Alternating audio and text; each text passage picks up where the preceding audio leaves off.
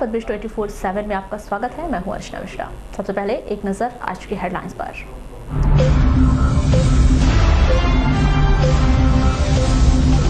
एक दिन की बाढ़ में तबाही मचा गई वेनगंगा। कुम्हारी और मोरगांव में क्षतिग्रस्त हुए 1 सैकड़ा मकान। राहत शिविर में रह रहे लोग। कांग्रेस की वादा खिलाफी के विरोध में भाजपा 11 सितंबर को करेगी घंटानाद शंखनाद का आयोजन। 11 सितंबर को जटाशंकर त्रिवेदी महाविद्यालय की ग्रेडिंग के लिए नेक से आ रही टीम। ट्रेन से कटकर एक युवक की मौत। शहर के बैहाट चौकी की घटना। नाले में डूबने से एक व्यक्ति की मौत। लालबर्रा के टेंगने की घटना। बिजली बिल पर प्रदेश शासन की बड़ी सौगात। 150 यूनिट तक मिलेगी राहत। सेहत के नाम पर जिले भर में परोसा जा रहा मिलावटी दूध। जानकार बोले कैंसर जैसी बीमारी को मिल रहा आमंत्रण। और अब खबरें विस्तार से। बालाघाट सिवनी जिले में हुई भारी बारिश और भीमगढ़ बांध के खोले गए 10 गेट की वजह से रविवार और सोमवार को जिले के सभी नदी नाले उफान पर थे, तो आधा सैकड़ा से अधिक गांव बाढ़ से प्रभावित हुए, जिसका सबसे ज्यादा असर जिला मुख्यालय से 5 किलोमीटर दूर कुम्हारी में दिखाई दिया। 2 दर्जन से अधिक मकान खंडहर बन गए। लोगों के पास सिर छिपाने के लिए छत तक नहीं बची थी। दूसरी ओर प्रशासन ने मुआवजा बांटने के लिए मंगलवार को ही सर्वे कार्य शुरू कर दिया। रविवार और सोमवार को वेनगंगा जैसे अपने रौद्र रूप में दिखाई दी। लगभग 10 साल बाद जल स्तर बढ़ने के कारण भीमगढ़ बांध की 10 गेट खोल दिए गए। जिला प्रशासन ने तत्परता दिखाई, तत्काल मुनादी करवाई और लोगों को कुछ देर में ही घर छोड़ने के आदेश दे दिए गए। लोग कुछ समझ पाते, अपना सामान बटोर पाते, उससे पहले नदी का पानी गांव के भीतर आने लगा, जिसका सबसे ज्यादा असर कुम्हारी में दिखाई दिया। रविवार की देर शाम को ही आवास टोले पूरी तरह से खाली कर दी गई। लोगों को राहत शिविर में पहुंचा दिया गया। सोमवार की देर शाम खबर आने लगी कि नदी का जल स्तर कम हो रहा है। मंगलवार को लोग अपने घरों की तरफ वापस हुए, लेकिन बाढ़ के बाद का मंजर देख उनके पैरों तले जमीन खिसक गई। सर पर दुखों का पहाड़ टूट चुका था। 2 दर्जन से अधिक मकान इस लायक नहीं बचे थे कि उनके भीतर जाया जा सके, तो 1 दर्जन से अधिक मकान के कुछ अस्तित्व बस बच पाए थे। अब लोग उस घड़ी को याद कर रहे हैं जब वे अपने सुरक्षित और मजबूत मकानों को छोड़कर स्वयं बचने के लिए बाहर चले गए। ऐसे ही कुछ लोगों से जब पद्मेश की टीम ने चर्चा की तो उन्होंने अपनी व्यथा कुछ इस तरह से बताई। ये हमारे घर का नुकसान, यानी दीवार गिर गई है, हमारा चावल नुकसान हो गया है, दाल नुकसान हो गई है और खाने पीने का अपने पास कुछ नहीं बचा और अपनी एक जोड़ी कपड़े पे निकले हैं, बाकी कोई चीज़ नहीं निकाल पाए। अच्छा, क्यों पहले आप लोगों ने सतर्क कर दी थी प्रशासन ने, तो फिर आपने खाली क्यों नहीं किया? उतने घर पे कोई नहीं थे, मैं थी और है तो बहू थी, तो बहू प्रेग्नेंट है, वो ज़्यादा काम धंधे कर नहीं सकती। अच्छा अच्छा। तो इसलिए मैं कितना कर पाती, थोड़ा बहुत मैंने की, लेकिन उससे समय नहीं मिला, लाइट गोल हो गई। तो जिस समय पानी जब आया था तब आप लोग यहीं पे थे क्या? हाँ थे। और फिर थोड़ा ज्यादा पानी हो गया तो अब बहू के साथ में है तो मैं उसको लेके तो बाहर निकल गई। वो प्रेग्नेंट है, उसको तो छोड़ नहीं सकती थी ना ज्यादा। नहीं तो सबसे बड़ा नुकसान हो गया मेरा है तो 2 कुंटल चावल खराब हो गया, दाल खराब हो गई है। हाँ, तो यही वजह से मैंने सामान नहीं निकाल पाई तो उसको लेके तो उधर निकल गई। अच्छा, ये सामान वामान लेके कहाँ जा रहे हैं आप? बस्ती में ले जाना पड़ेगा ना, जब यहाँ से रखेंगे तो और भींगेगा, पानी आएगा तो फिर भींगेगा, पूरा भींग गया ना। अच्छा, डर है अभी भी आप लोग को कि पानी बढ़ सकता है करके? डर के सवाल नहीं जी, मकान ही गिर गया और तो बचाए थोड़ा बहुत, उसमें क्रैक आ गई है तो फिर भींगेगा। अभी तो दीवान अंदर है। अच्छा, और भी पानी आ सकता है क्या ऐसा? अब क्या मालूम जी, पानी आता है कि नहीं आता, अभी कोई भरोसा नहीं, पर कितना भींग जाएगा तो फिर परेशानी कितनी होगी और भी ज्यादा होगी ना जी। मंडलवार की कब गिरा मकान आपका है? ये करीबन 5 साढ़े 5 के बीच में। कब की बात है ये? कल क्या हुआ था जो मकान गिर गया? तो हमको सरपंच ने बोले मकान खाली करो, सामान अपना निकालो, पानी बढ़ने वाला है। तो एक बांध फूटा, तालाब तड़ से फूट गया एकदम, तो सामान समट रहता है, बाकी उतने पानी जो फूटा फूट तो ढकल दिया एकदम से। अच्छा, पूरा पानी आ गया था घर के? हाँ, दूसरी बार और फूट गया अलग से, तो पानी ढकला और सीधे अंदर ढकल रहा मेरे को, तो मैं भाग गया बाहर। उसके बाद क्या हुआ, मैंने बोला सामान को रख दो, अभी कुछ सामान रह गए थे तो चावल वावल जो था बगरा हुआ उसको ले जाके सुखा दिया। अभी कहाँ रह रहे हैं? अभी कहाँ रह रहे हैं? फिलहाल में सरपंच साहब से बात किया, मकान खाली था तो गांव में पड़ोस में दे दिए, थोड़ा सा बोले वहाँ रहो। ये जब बाढ़ आई तो हम लोग तो मेरे को तो 10 बजे पता चला, हम लोग बालाहाट गए थे, बालाहाट से आए और 9 बजे रात में घर आए, फिर पता चला कि बाढ़ आ रही है आंगनवाड़ी की तरफ करके, तो वैसे ही हम घर वहाँ से इधर आए आंगनवाड़ी की तरफ, जब देखे तो वैसे भी पानी तो ये सामने बाउंड्री के सामने तक आ चुका था। अच्छा, मौका ही नहीं दिया कि अब पानी नहीं की सामान नहीं, तो हम आए फिर भी हिम्मत करके आए, जब गेट खोले हमने तो थोड़ा सा वो ये पैर के नीचे तक ही था, जब गेट खोले और 10 मिनट में आए हमको ऐसा लगा कि हम क्या हटाए और क्या नहीं। दलिया की बोरी भी थी, पूरे वो अपने डॉक्यूमेंट्स भी थे, जब हटाए 2-3 बोरी वहाँ से हटा करके थोड़ा सा ऊपर में रखे तो उस बीच में घुटने के ऊपर पानी हो गया आंगनवाड़ी के सामने। घबरा गए हम, रात का 11 बज चुके। अच्छा, मतलब अचानक ही बढ़ गया पानी? हाँ, अचानक बढ़ गया, खाली करने का भी मौका नहीं? नहीं, 11 बज चुके थे।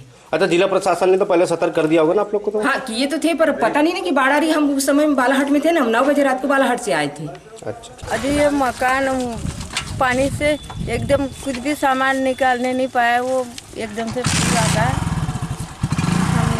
पूरा सामान मकान का पूरा वहीं पे दब गया। कितने का क्या नुकसान हुआ है? बहुत हो गया जी, पूरा चावल बिस्तर कपड़े पूरे चले गए, हमारे कुछ भी नहीं है, हमने इतने पहले इतने है हो गया।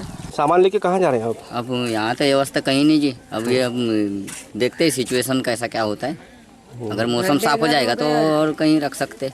अभी भी डर है आप लोगों को? हाँ जी, डर तो है अभी।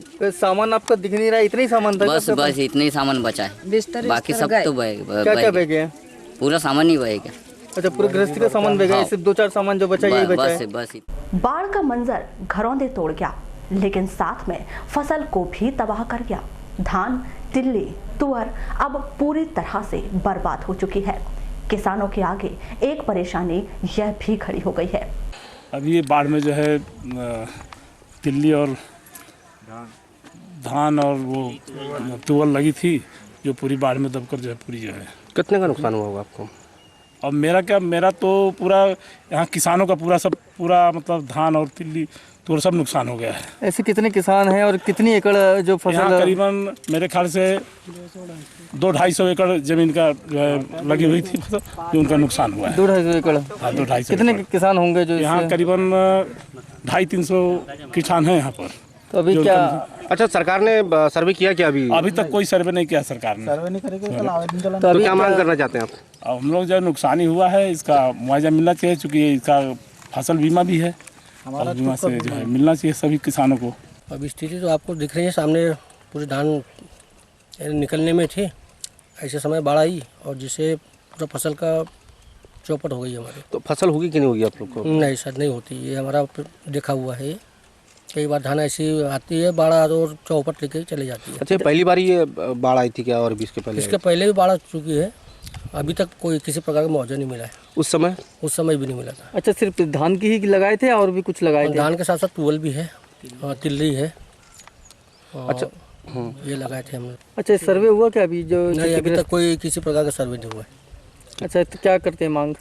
हम प्रशासन से मांग करते हैं कि हमारा खेती का सर्वे किया जाए और जो क्षति हुई है उसकी मुआवजे की मांग करते हैं। बाढ़ का मंजर इतना अधिक भयानक था कि उसने 1-2 एकड़ नहीं, गांव की करीब 500 एकड़ से अधिक जमीन पर लगी पूरी की पूरी फसल तबाह कर डाली। वे बताते हैं कि जिनके मकान टूटे हैं उनका तो सर्वे शुरू हो गया है, लेकिन फसल का सर्वे करने मंगलवार को कोई भी नहीं पहुंचा। मिनिमम बाढ़ में 500 एकड़ के ऊपर फसल बर्बाद हो चुकी है, जो पूरी तरह बर्बादी है। तुअल दाल नहीं हो पाएगी, धान नहीं होंगी, तिलहन पोपट ये पूरी तरह बर्बाद हो चुकी है। और क्या क्या परेशानी जा रही है? परेशानी ये है कि जो बाढ़ अब तो चले गई है, प्रशासन भी मेन डूबत क्षेत्र को देख रही है और जिनका घर डूबा है उनका, पर किसान के ऊपर कोई ध्यान नहीं दे रहा है। किसान की इतनी फसल बर्बाद हो चुकी है, अभी तक कोई सर्वे नहीं हुआ। हम अपनी बीमा करवाते हैं पर उनके पीछे भी अभी कोई ध्यान नहीं दे रहा है। और अगर हमारा मांग नहीं हुई तो हम आंदोलन करने की चेतावनी भी देते हैं कि जल्द से जल्द हमारी खेती का मांग मिले। और जो बाढ़ आई है इससे बदबूदार सामान बहुत कुछ आए हैं जिनसे बीमारी फैलने का बहुत अधिक डर है और स्वास्थ्य विभाग के द्वारा भी कोई ये नहीं किया जा रहा है। स्थानीय जनप्रतिनिधि भी मंगलवार को बाढ़ प्रभावित लोगों से मिलने पहुंचे। उनके हालात जानकर यह बताते हैं कि केवल लोग स्वयं को बचाने के लिए पूरा सामान छोड़कर जैसे तैसे गांव के बाहर निकल गए। बाढ़ की वजह से उनके अनुसार 70 मकान पूरी तरह से खराब हो चुके हैं और 250 से अधिक पीड़ित हैं। यहाँ तो स्थिति बाढ़ तो चले गई है, मगर कई लोगों का मकान गिर गया, खाने का सामान भी नहीं निकाल पाए हैं और कपड़े लत्ते भी निकाल जैसे पहने वैसे ही निकले हैं। तो स्थिति तो बहुत गंभीर है। तो फिर भी ग्राम पंचायत की तरफ से क्या व्यवस्था? अभी तक तो ग्राम पंचायत की तरफ से खाना खिलाए हैं अपन ने, मगर शासन की तरफ से भी कोई आदेश नहीं हुआ है हमारे पास कैसा करना है, क्या करना है। अच्छा, ऐसे कितने लोग हैं जो प्रभावित हुए हैं इस बाढ़ से? इस बाढ़ से 27 मकाम हैं। मकाम अभी जो गिरे हैं 27 मकाम हैं और 27 मकाम में कम से कम भी 200-250 लोग तो होंगे, 200 लोग करीब। तो और भी क्या लग रहा है अभी, जैसे लोग बाग बता रहे हैं कि और भी आ सकती पानी? नहीं, अभी तो संभावना नहीं है बारिश होने की, अब आ भी सकती है मगर अभी कुछ संभावना नहीं। काफ़ी लोग प्रभावित हुए हैं और यहाँ पे लगभग जो है 70 से 80 मकान, ये छोटी कुमारी आवास टोली के अंतर्गत आता है और यहाँ 70 से 80 मकान जो है पूर्ण तौर से क्षतिग्रस्त हो गए हैं। जो दिख रहा है खड़े, ये भी खड़े नहीं रहने वाले, अभी धूप तपते जाएंगी और उनके अंदर से ईंट जो है घुलते जाएंगे और खसल जाने वाले हैं। और समस्या ये है, मकान की भी कोई समस्या नहीं, लेकिन इनकी जो रहने की, खाने पीने की जो राशन है, तेल वगैरह जो भी इनका सारा है, वो सारा मकान में दब के जो है क्षति हो गया है। और अभी को ये इनकी किसी की व्यवस्था हो पाई है कोई? ये हमारे यहाँ पे बाजू में राधा स्वामी सत्संग हाल है, किसी को यहाँ व्यवस्था है कि कोई रिश्तेदार के यहाँ पे रुके हुए, ऐसा करके इन लोगों की व्यवस्था हुई है। और अब जो है इनको ग्राम पंचायत के तरफ से, मतलब यहाँ के सरपंच महोदय की तरफ से अभी इनको यहाँ पे वो बोल दिया गया है कि जिनकी व्यवस्था नहीं है वो हमारे पास आए, तो उनके लिए सामुदायिक भवन और उनका खुद का एक मकान है बहुत बड़ा सरपंच साहब का, तो वो वहाँ पे इनको रखने के लिए तैयार है। अब सर ये देखा गया कि जैसे पानी तो आ गया, बाढ़ भी आ गई, प्रभावित भी हो लोग बाग उसमें, क्या फसलों को भी नुकसान हुआ है क्या? यहाँ पे 80% जो खेती है हमारे यहाँ की, जो 100% में 80% खेती जो है कि डुब्बा हो गई है और जिसमें कोई फसल नहीं होने वाली, राहड़ तुअल, ये तिल्ली, ये नहीं होने वाली। और जो धान है, धान भी हमारे यहाँ पे होने वाली नहीं है, क्योंकि जो अभी हरी दिख रही है, लेकिन वो बाद में जो जब धान निकलेंगी तो वो चोआ बाल हो जाएगी, जिसमें दाना नहीं भरेगा। तो ऐसा 80% जो हमारे यहाँ पे किसान की जो है कि फसल भी नुकसान हुआ है। सर्वे कार्य के लिए राजस्व विभाग की ओर से पटवारियों को तैनात कर दिया गया है। राहत वाली खबर यही है कि टूटे हुए मकानों का सर्वे बुधवार तक लगभग पूरा हो जाएगा। मैडम अभी आप सर्वे कर रहे हैं, कितने लोगों का मकान प्रभावित हुए हैं? जितने लोगों का हुआ है अभी सर्वे चल रहा है, अभी तो 8-10 लोगों का देखा है मैंने, और जितने लोगों का गिरा है उनके सर्वे हो रहे हैं। फिर भी आपके हिसाब से कितने लोगों का गिरा हुआ है इसमें? मेरे हिसाब से 10-20 लोगों का मकान यहाँ पे गिरा हुआ है, बाकी लोगों के घर में पानी घुसा है, 35-36 लोगों के घर में। सर्वे में क्या क्या किया जा रहा है? सर्वे में फॉर्म 6-4 का पत्रक होता है, इसको भर के और ये तहसील में जमा करना है। सिवनी भीमगढ़ से छोड़ा गया पानी बालाघाट के लिए किस तरह तबाही का मंजर लाया है, चलिए हम आपको कुछ झलकियां दिखाते हैं।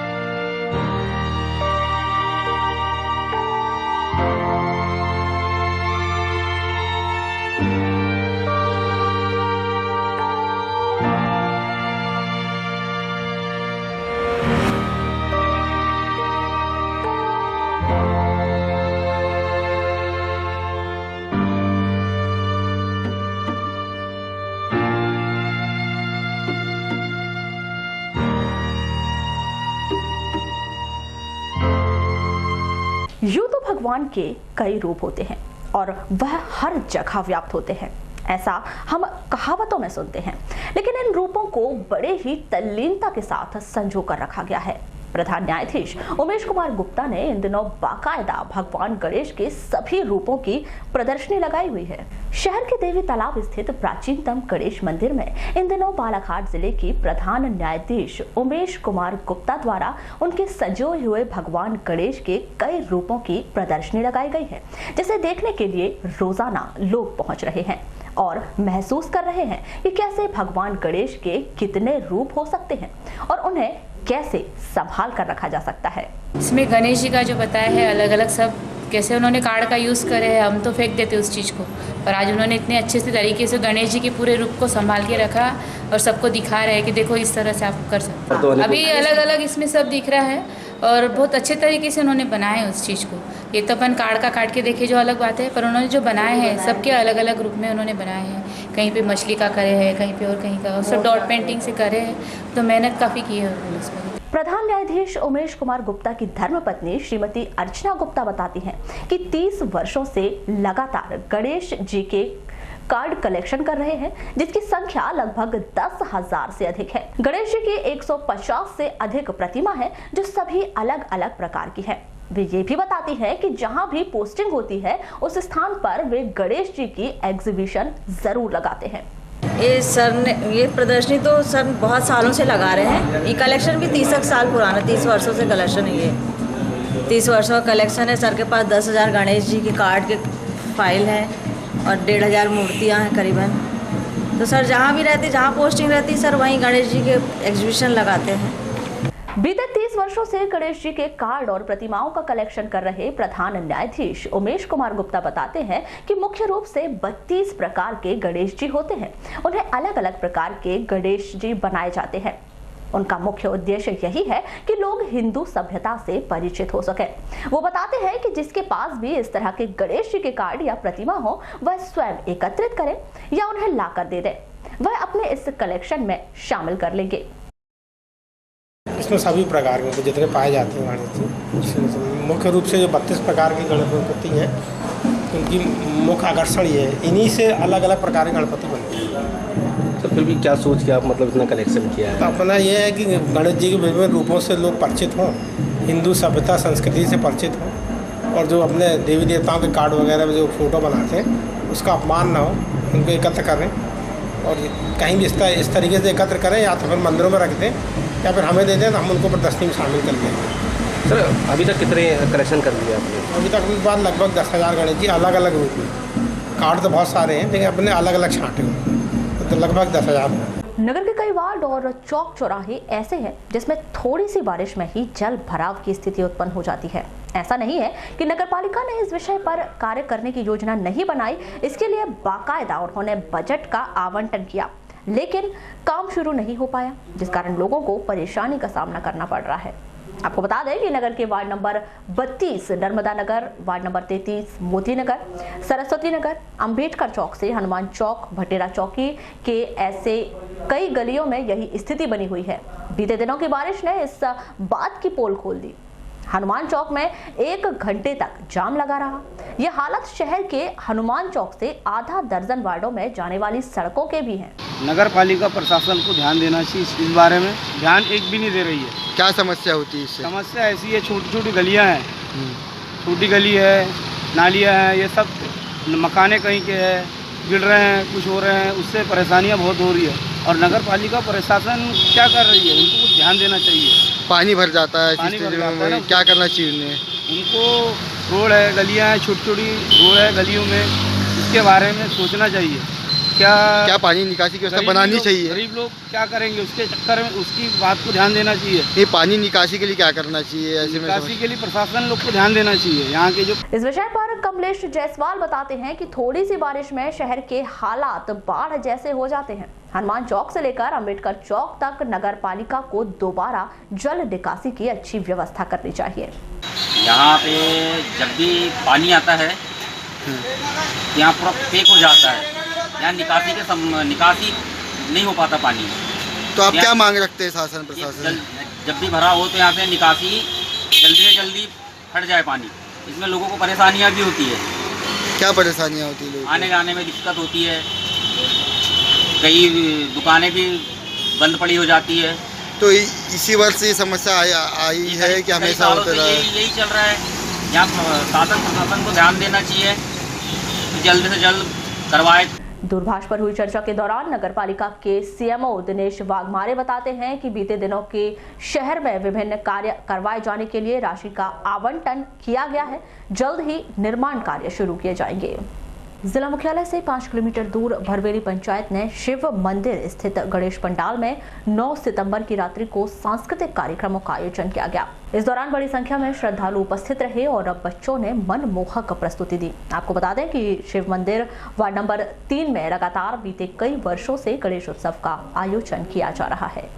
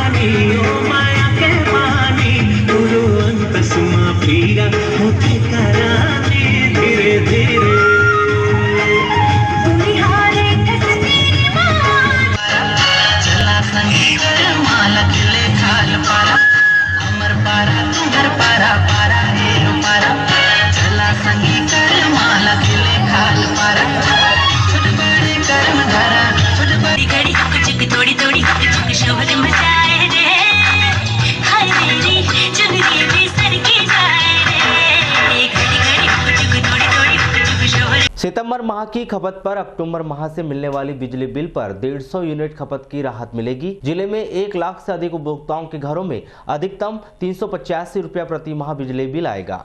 बिजली वितरण कंपनी को यह आदेश जारी कर दिया गया है। आपको बता दें कि गृह ज्योति योजना में निर्धारित पात्रता यूनिट तक खपत करने वाले पात्र बिजली उपभोक्ताओं को प्रथम 100 यूनिट तक खपत पर अधिकतम 100 रुपया बिजली बिल दिया जाएगा।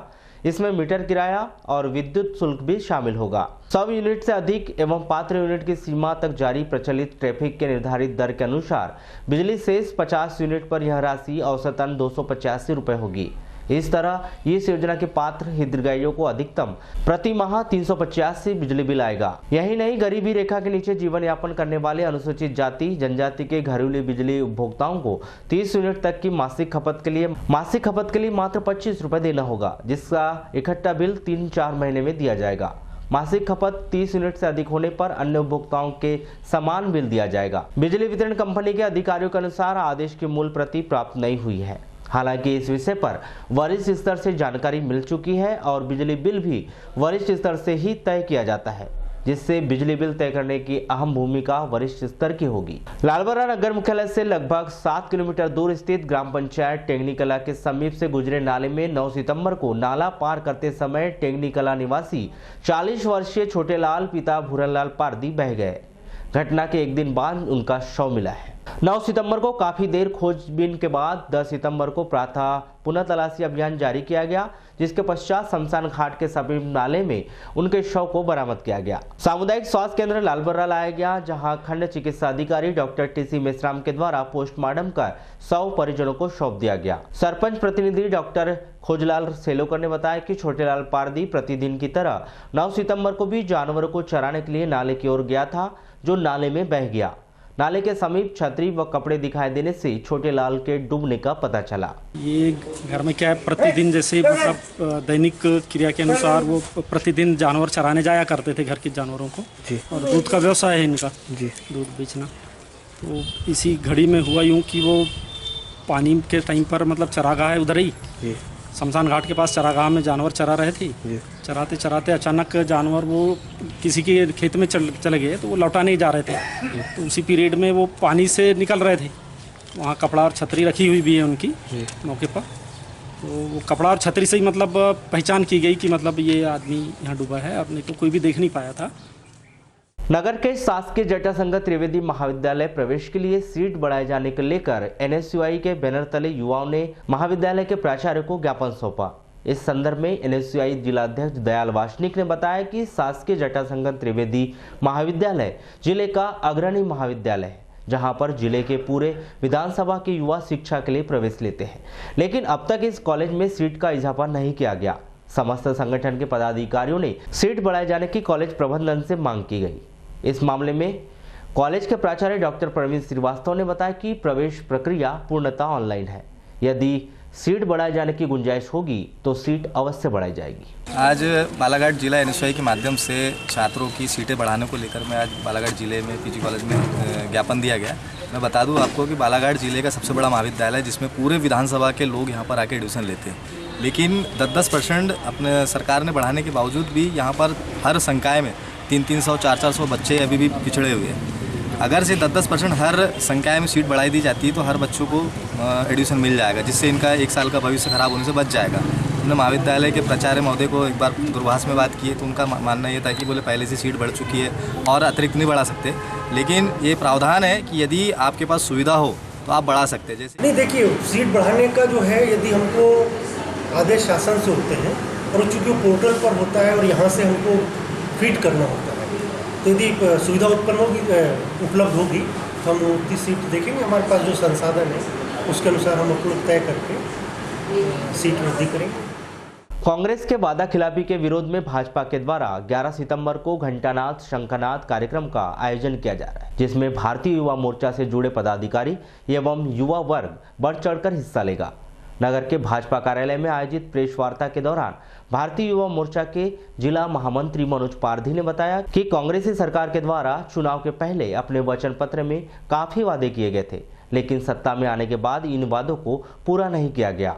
कांग्रेस को अपने किए गए वादों को याद दिलाने के लिए भाजपा के बैनर तले 11 सितंबर को घंटानाद शंखनाद कार्यक्रम का आयोजन किया जा रहा है, जिसमें भारतीय युवा मोर्चा के द्वारा युवाओं के साथ अपनी आवाज बुलंद की जाएगी। कल 12 बजे भाजपा कार्यालय से लेकर के शहर भ्रमण होते हुए कलेक्टर कार्यालय का घेराव भारतीय जनता पार्टी मध्य प्रदेश द्वारा रखा गया है। चूँकि पूरे मध्य प्रदेश में यह कार्यक्रम आयोजित होने वाला है, घंटा नाथ कार्यक्रम को लेकर के यह प्रेस वार्ता आयोजित की गई है।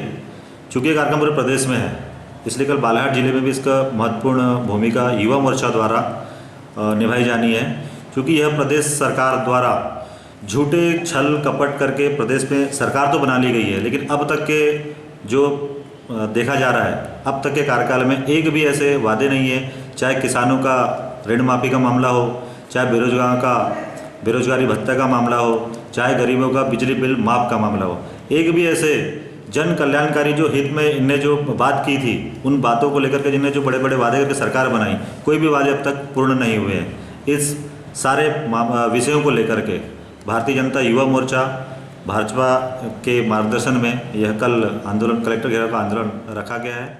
लालबर्रा में रज़ा मुस्तफ़ा कमेटी व रज़ा मस्जिद कमेटी अमोली के तत्वाधान में नगर मुख्यालय में शहादत का पर्व मुहर्रम पूरी अकीदत के साथ मनाया गया।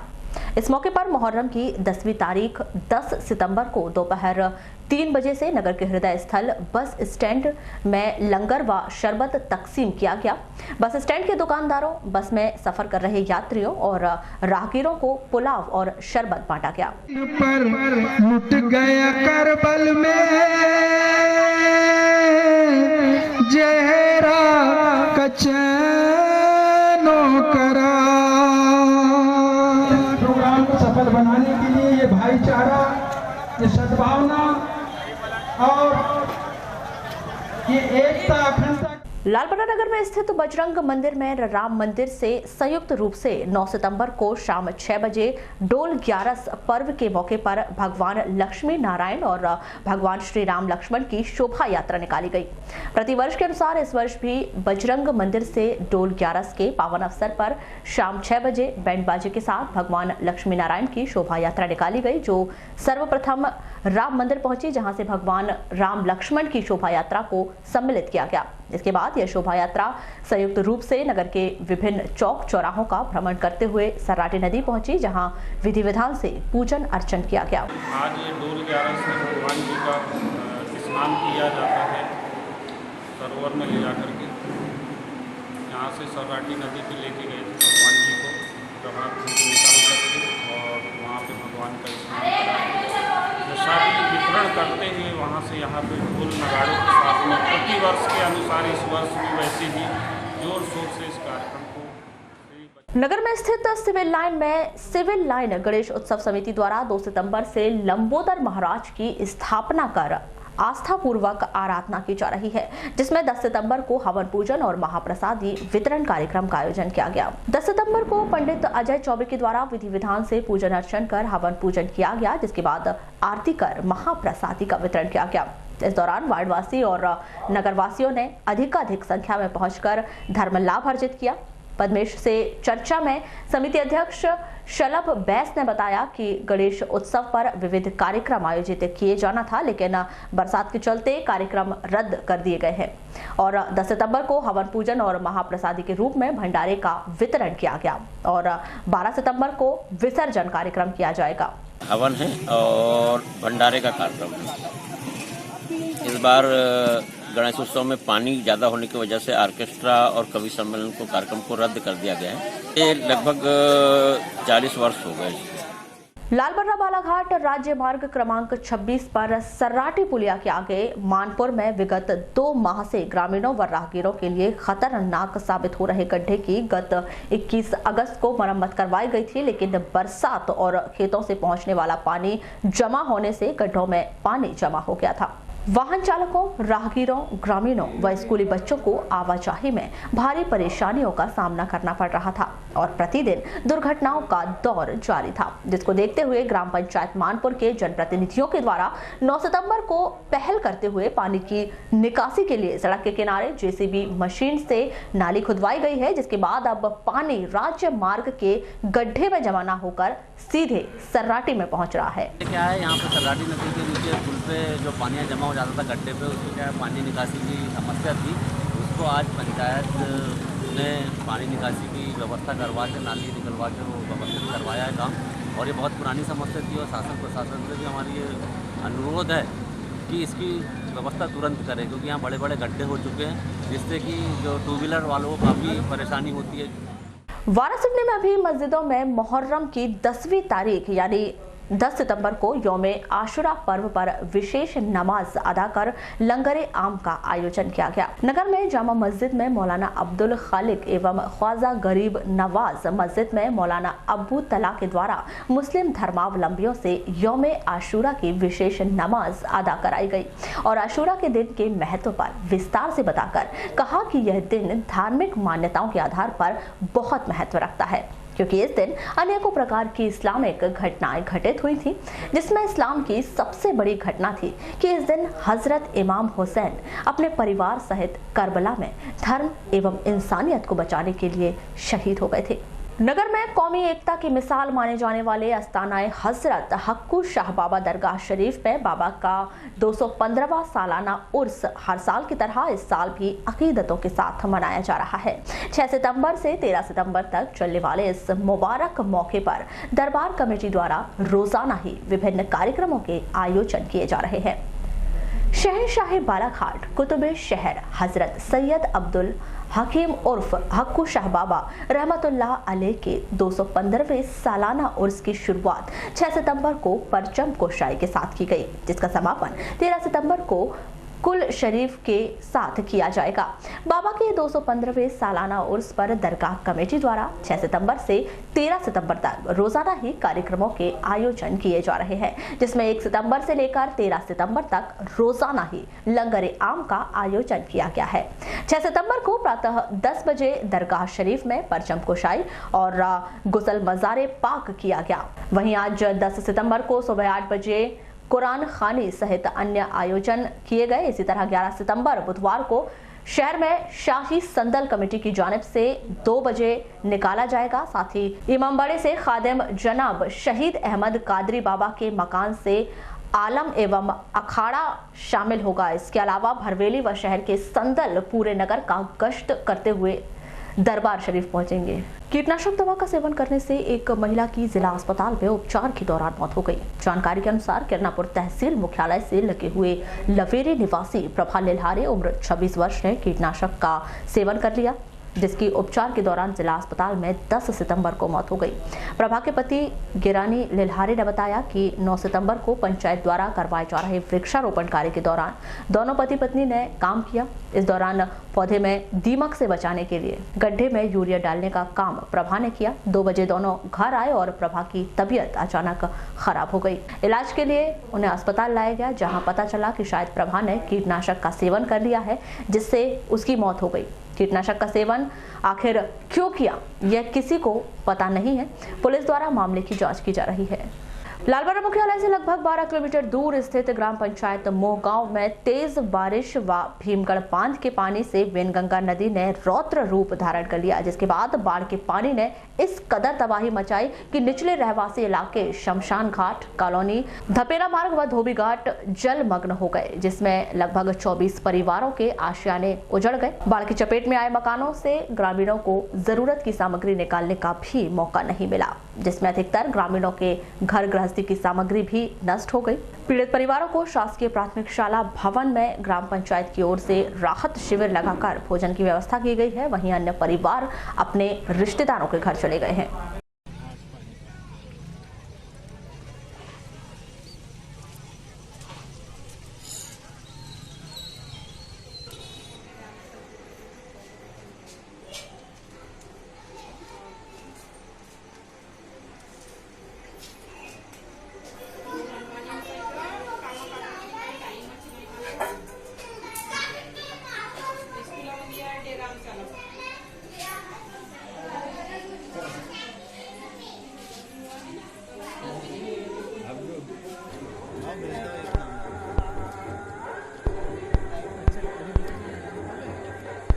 पंचायत की तरह व्यवस्था है कि जहाँ विगत है एरिया है ना, मकान जो गिर रहे हैं उनको पंचायत और स्कूल खुलवा दिया जी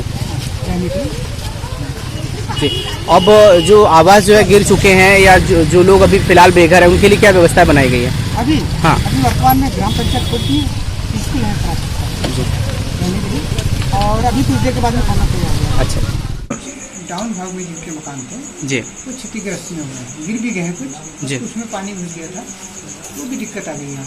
कुछ परिवार अभी जानते हुए हैं स्वास्थ्य केंद्र और प्राथमिक शाला में। कितने आवास हैं लगभग आपके यहाँ पे जो पूरी तरह या तो क्षतिग्रस्त हुए हैं या आंशिक रूप से हुए हैं? मकान तो ऐसे धरातल है जी, कुछ में ऐसे पानी घुसे तो अभी हैं, लेकिन उनकी स्थिति उतनी अच्छी नहीं है जो 20 में 24-25 है। बाढ़ आने का तो संभावना नहीं था। घर में कई लोग थे, कई लोग बाहर घूमने चले गए थे। अचानक से बाढ़ आ चुकी थी और घर में बहुत कुछ सामान था। आजू बाजू में भी सब लोग रहते थे, लेकिन वो लोग भी घूमने कहीं बाहर ऐसे अचानक चले गए थे। अब बाढ़ आने के कारण से तो सामान नहीं निकाल पाए हम लोग। क्या क्या सामान था मकान के अंदर रखा हुआ और जिससे नुकसान हुआ है? सामान तो सर बहुत कुछ था। हम लोग के घर में चावल है, दाल है, कपड़े है, पैसे है, जेवर है, बिस्तर है, हर चीज था। लेकिन ये अचानक ही बाढ़ आने की वजह से घर से निकल चुके बाहर। अचानक बाढ़ आने से सब लोग को सामान निकाल नहीं पाए और पूरा सामान डूब गया। कई लोगों के मकान गिरे, 5-6 लोगों के बच्चे को निकाले, कुछ सामान थोड़ा बहुत भी नहीं निकाल पाए बेचारे ने, मकान गिर गया। राशन भी बहुत चले गए हैं, राशन पानी। तो इसमें पंचायत के द्वारा हमको थोड़ा बहुत राहत मिल रही है जी। तो अभी कहाँ पे ये प्राथमिक शाला में रह रहे हैं आप लोग? अभी प्राथमिक शाला में रह रहे हैं जी। क्या क्या नुकसान हुआ आप लोगों का? कुछ चावल चले गया, कुछ बर्तन थे वो खराब हो गए, ऊपर से इकट्ठे तो सडन गिर गया, तो खटिया वटिया सब बेकार हो गई, टूट गई। नुकसान तो बहुत हो चुका है, लेकिन सब मकान वकान पूरा सडन भी गिर गया है, दीवारें भी गिर गई पानी भरने की वजह से, बहुत नुकसान हो गया। राशन पानी भी बहुत चले गया है, खाने पीने की व्यवस्था उतनी नहीं बनी है, लेकिन अभी थोड़ा बहुत राशन पानी मिल रहा है जी। प्रकार यहाँ स्थिति थोड़ा चिंताजनक बनती जा रही है जी। ये हमारे धपेरा पंचायत है, वो अब लगभग चारों तरफ से घिर गया है पानी से जी। हम लोग प्रयास कर रहे हैं उस तरफ जाने का। ऐसे मेरे सरपंच से रोजगार सहायक से सुबह बात हुई है, तो वहाँ के जो लोग हैं जो नदी किनारे हैं उनको सुरक्षित स्थान में पहुंचा दिए हैं वो लोग, स्कूल में, पंचायत भवन में जी। लेकिन अब वहां तक हम लोग नहीं पहुंच पा रहे थे पूरा तक जी। तो मैंने कलेक्टर साहब से भी बात की है, चर्चा की है, वो लाइफ बोट की व्यवस्था करवा रहे हैं, शीघ्र ही लाइफ बोट आ जाएगा यहाँ से। इसके बाद फिर अब वो पुलिस लेकर के हम लोग जी। सर काफी आवास भी क्षतिग्रस्त हुए हैं, एटलीस्ट जो पानी जल स्तर बढ़ा है जैसे ही माने ये पानी कम होगा सभी का तत्काल सर्वे करवा लिया जाएगा राजस्व विभाग से, और जो भी माने उनको मुआवजा देना है देंगे। लेकिन इस बीच में जो लोगों को शिफ्ट किया गया है हम सुरक्षित स्थान में, स्कूल या पंचायत भवन में, उनके रहने खाने पीने वगैरह की व्यवस्था पंचायत की तरफ से करवाएंगे। इस्लामी नए साल का पहला महीना मुहर्रम जिला मुख्यालय सहित अन्य ग्रामीण अंचलों में पूर्ण अकीदत के साथ मनाया जा रहा है, जहां रोजाना ही विभिन्न कार्यक्रम के आयोजन किए जा रहे हैं।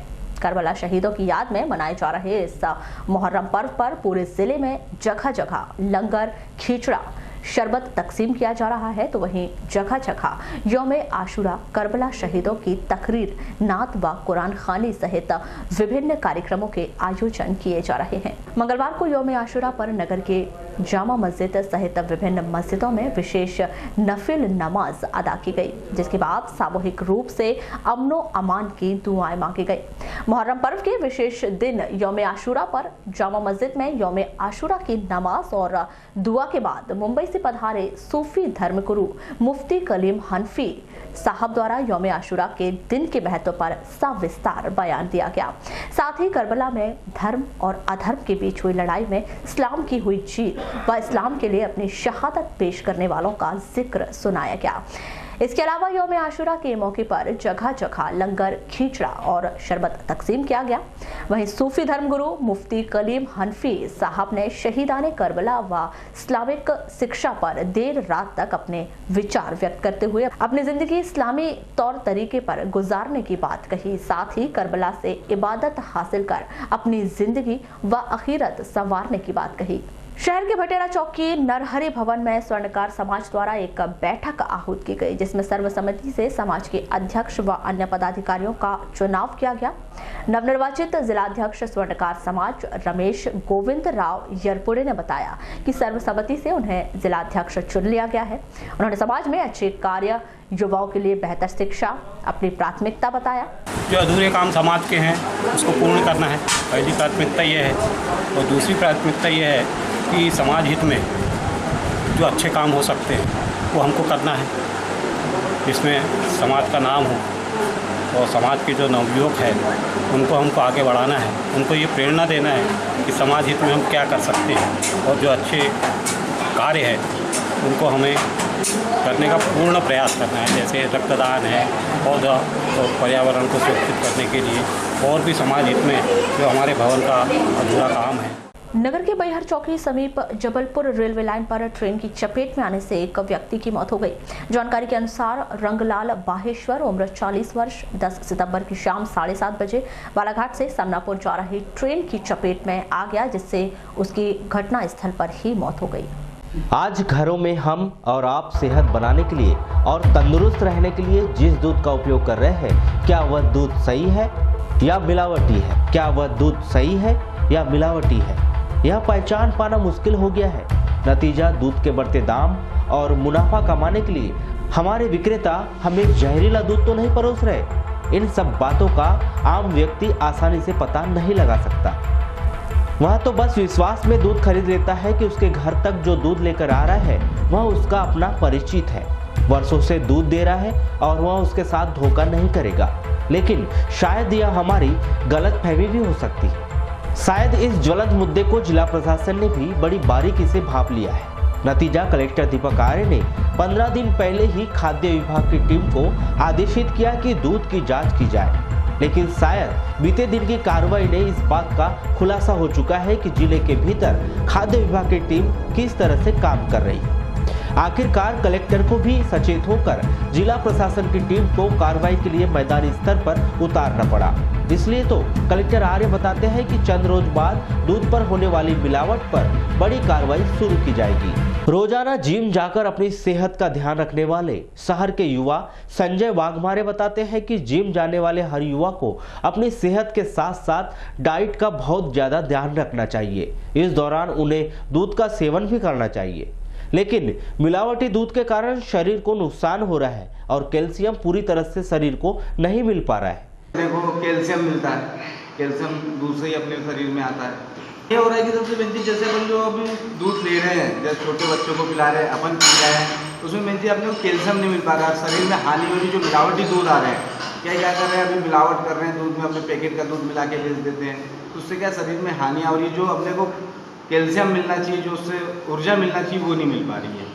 क्या नाम है आपका? संजय बाग। बीते कई वर्षों से सेहत के लिए रोजाना जिम आने वाले मनोज खंडेलवाल बताते हैं कि उन्होंने अच्छी सेहत के लिए तो दूध पीना ही छोड़ दिया है, क्योंकि दूध किस स्तर का आ रहा है इसका अनुमान लगाना कठिन हो चुका है। मवेशी मालिक अधिक उत्पादन के लिए इंजेक्शन लगा रहे हैं, इस कारण दूध बहुत अधिक नुकसान कर रहा है। इस पर प्रशासन को बहुत अधिक ध्यान देने की जरूरत है। दूध से हमको बहुत सी विटामिन और प्रोटीन मिलते हैं, लेकिन आजकल वो चीज़ नहीं रही दूध में। दूध जो आ रहा है उसमें केमिकल और बिना इंजेक्शन के गाय दूध ही नहीं दे रही, ऐसी हो गई है गाय। तो वो जो केमिकल जो ले रहे हैं वो हमको फायदा के बजाय नुकसान ज़्यादा कर रहा है। कैंसर हो गया, दूसरी बीमारियां हो गए, लीवर की प्रॉब्लम, ये सब दूध की वजह से हो रहा है। दूध है ना, देसी गाय का दूध सबसे अच्छा होता है, लेकिन दवाई और इंजेक्शन आजकल दे रहे हैं ताकि दूध, एक गाय जैसे 5 लीटर दूध दे रही है, तो पहले क्या है वो 2 लीटर देती थी, अब उसको इंजेक्शन देकर 5 लीटर दूध बनाया जा रहा है। तो वो दूध है ना नुकसान कर रहा है। जब बड़े तो बड़े, जो छोटे बच्चे हैं वो भी वो दूध पी रहे हैं, वो उनके लिए बहुत हानिकारक है। इसीलिए इस चीज़ पे प्रशासन को नियंत्रण करना चाहिए। क्या नाम आपका? मनोज खंडेलवाल। ऐसे ही एक युवा रितेश शरणागत बताते हैं कि वे रोजाना जिम जा रहे हैं। अच्छी सेहत के लिए दूध पीना भी बेहद जरूरी है, लेकिन मिलावटी दूध के कारण पेट से संबंधित बहुत अधिक बीमारियां हो रही है, जो भविष्य में लोगों के लिए बहुत अधिक हानिकारक साबित हो सकता है। लेकिन वर्तमान में जिस प्रकार का दूध, मिलावटी दूध आ रहा है, इससे हम लोग के शारीरिक बहुत नुकसान हो रहे हैं। हमारे पेट संबंधित बहुत सारी बीमारियां हमें हो रही है और ये हमें भविष्य में पता चलेगा, लेकिन बहुत गंभीर समस्याएं भी हो सकती है। आते हैं कि कहीं ना कहीं से ये समस्या बंद हो और जो भी मिलावट कर रहा है उन पर सख्त सख्त कार्रवाई की जाए। मिलावटी दूध को देखते हुए गृहिणी भी अब घबराई हुई है। उन्हें लगता है कि पहले का दौर समाप्त हो गया है, जब दूध बिना मिलावट का मिलता था, उसकी गुणवत्ता बहुत अच्छी थी। ऐसे ही कुछ गृहिणियों से जब पद्मेश की टीम ने बात की तो उन्होंने बताया कि उन्होंने तो दूध पीना ही बंद कर दिया है, यहाँ तक कि दूध की चाय भी बंद कर दी है। मिलावटी दूध के कारण उन्हें पेट से संबंधित बीमारी हो रही थी। वहीं एक गृहिणी और आंगनवाड़ी कार्यकर्ता भी कुछ अपने विचार कुछ इस तरह से रखती है। इसमें कुछ भी पाउडर होंगे, नहीं तो निरमा डालते होंगे, कुछ भी डालते, इसलिए वो अच्छा नहीं लगता। और हमारा ज़माने में गैस भैंसी से लगाते थे तो दूध घर का था, तो कोई भी नुकसान नहीं होता था। और आजकल के दूध में कुछ भी मिलावट है, इसलिए पेट दुखता है। 5 सालों से कुछ ऐसा दूध आ रहा है मार्केट में कि क्या बोलते हैं, इससे बहुत सारे नुकसान हो रहे हैं। आज मैं इसको दूध देती हूँ पीने के लिए, तो ये बिल्कुल साफ मना कर देता है कि मम्मी मैं दूध नहीं पीऊँगा। और उसके साथ साथ क्या होता है कि बहुत से लोग हैं जिनको बहुत ज़्यादा दूध की ज़रूरत पड़ती है। कुछ माएँ ऐसी होती, गर्भवती होने के बाद धात्री बनती है। एक मैं कार्यकर्ता हूँ, इस पोजीशन से बता रही हूँ कि दूध की आजकल की क्या स्थिति है।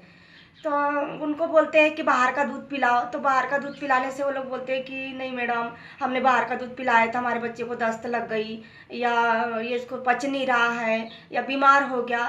तो ऐसी बहुत सी मिलावटें मतलब दूधों में हो रही है। तो मेरा ही कहना है कि आजकल ये दूधों को क्या बंद कर देना चाहिए। जो मिलावट वाला दूध है या तो शुद्ध दे, या तो बिल्कुल टोटली बाहर का दूध बंद कर देना चाहिए। बस जो अपने बेचारे क्या बोलते हैं किसान लोग हैं, जिनके घर गाय बैल बकरी है, यही अपना दूध स्पेशली जांच के और घरों घरों तक वितरण करें। और इससे पद्मेश की टीम ने जब इस संजीदा मुद्दे पर शहर के विशेषज्ञ चिकित्सकों से जब चर्चा की तो उन्होंने भी इस बात को माना कि दूध में यदि मिलावट है तो उससे बड़ा दुश्मन कोई नहीं। आज हर गृहिणी, हर परिवार इस बात से आशंकित है कि चाहे वह खाने की चीज हो या फिर दूध जैसे सेहत से जुड़ी हुई चीज हो, उसमें कहीं मिलावट तो नहीं हो रही है। हृदय रोग विशेषज्ञ डॉक्टर BM शरणागत बताते हैं कि जो दूध हमारे घरों में आ रहा है उस पर विश्वास नहीं कर सकते, क्योंकि आजकल दूध में कुछ न कुछ मिला जरूर होता है, चाहे वह पानी क्यों ना हो। दूध के बढ़ते दाम और उसकी बढ़ती खपत को देखते हुए अधिकांश दूध विक्रेता उसमें पानी मिलाते हैं, फिर दूध को गाढ़ा करने के लिए उसमें तरह तरह के सामग्री मिलाते हैं। और बड़ी बात यह है कि नकली दूध को पहचानना भी बेहद मुश्किल है, इसलिए हम और आप लगातार नकली दूध का सेवन करते जा रहे हैं। सबसे बड़ी चीज़ है कि आज हम भी खुद इस अचंभे में है कि जो दूध आ रहा है वो असली है कि नकली है, क्योंकि काफ़ी दिनों से हमें सुनने में आ रहा है कि जो दूध आ रहा है उसके ऊपर आप ट्रस्ट या विश्वास नहीं कर सकते, क्योंकि दूध में कुछ ना कुछ मिला ज़रूर रहता है। आजकल ये देखा जा रहा है कि जैसे जैसे दूध के भाव बढ़ते जा रहे हैं तो गांव से जो लोग दूध के डिब्बे में दूध लेके आते हैं वो घर से तो निकलते हैं पूरा एक डिब्बा लेके, पर रास्ते में आके उसमें पानी मिला देते हैं। और चूँकि दूध पतला हो जाता है इसलिए कुछ लोगों को ऐसा माना गया है, अब पकड़ा भी गया है, जिसकी सर्चिंग चल रही है कि वो दूध में मिला देते हैं। अब ऐसी क्या चीज़ है जिसको मिलाने के बाद में दूध गाढ़ा भी दिखता है और दूध में को डिफ्रेंशिएट नहीं कर सकते कि वो असली है या नकली है। वो चीज़ ये पाई गई है कि दूध में जो हम खाने का पाउडर सोडा जो बोलते हैं वो मिला जाता है, दूसरा यूरिया और तीसरा डिटर्जेंट पाउडर्स।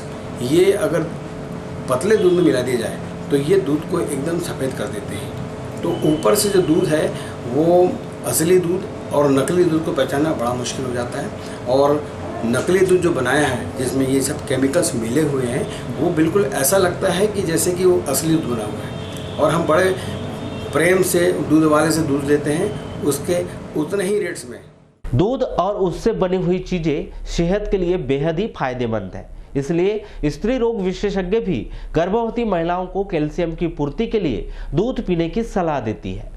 लेकिन यदि दूध मिलावटी हो तो उसमें यूरिया, डिटर्जेंट पाउडर मिलाया जाता है। यह सब चीजें किडनी को डैमेज करती है। गर्भवती महिलाओं को वैसे भी ब्लड प्रेशर हाई या कम होने की शिकायत हो सकती है। इस दौरान मिलावटी दूध परेशानी का कारण बन सकता है। देखिए, वैसे हम लोग क्या बोलते हैं कि दूध बहुत अच्छा सोर्स है कैल्शियम का, और हम लोग हर गर्भवती महिलाओं को बोलते हैं कि उनको दूध और दूध से बनी चीज़ें लेना चाहिए। लेकिन अगर मिलावटी दूध लेंगे तो उसमें तो कई यूरिया है, डिटर्जेंट है, मतलब इतनी सारी चीज़ें इस तरह की हैं जो शरीर को नुकसान कर सकते हैं, किडनी को डैमेज कर सकते हैं। और प्रेगनेंसी में किडनी पे वैसे ही डैमेज होने के चांसेस ज़्यादा रहते हैं अगर मदर को ऑलरेडी बीपी बढ़ा हो या यूरिन में इन्फेक्शन हो। तो हम लोग तो अब ये सोचते हैं कि हम ना बोलें उनको कि दूध पिए, क्योंकि हमें नहीं मालूम कैसा दूध आ रहा है। इससे बेहतर है कैल्शियम की टैबलेट्स।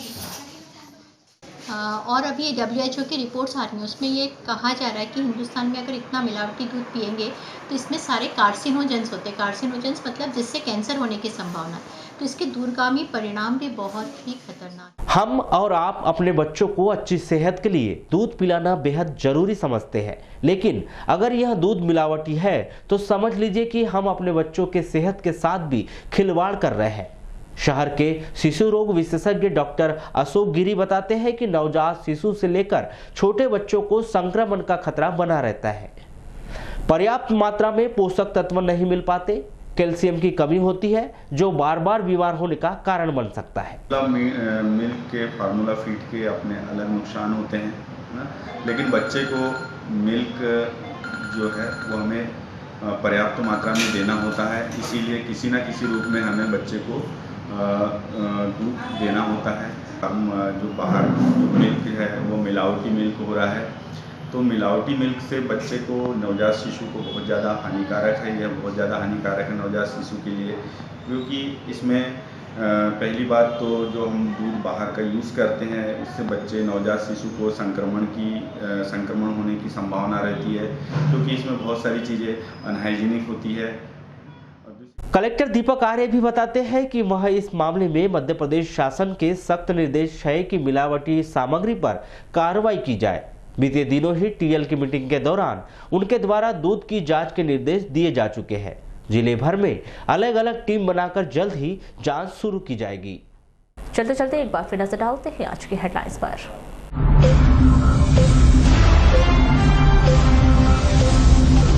एक दिन की बाढ़ में तबाही मचा गई वेनगंगा, कुम्हारी और मोरगांव में क्षतिग्रस्त हुए 1 सैकड़ा मकान, राहत शिविर में रह रहे लोग। कांग्रेस की वादा खिलाफी के विरोध में भाजपा 11 सितंबर को करेगी घंटानाद शंखनाद का आयोजन।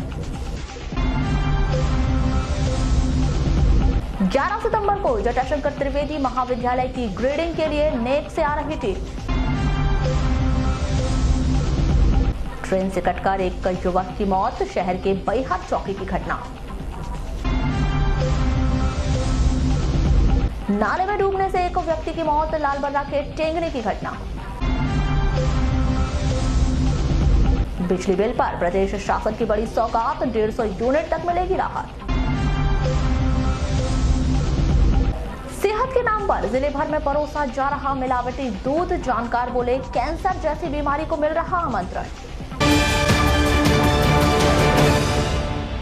तो ये थी अभी तक की खास खबरें। खबरों की ज्यादा जानकारी के लिए लॉग इन कीजिए www.balaghatexpress.in पर। तो आज बुलेटिन में बस इतना ही। अगले न्यूज बुलेटिन के साथ फिर मुलाकात होगी, तब तक के लिए नमस्कार।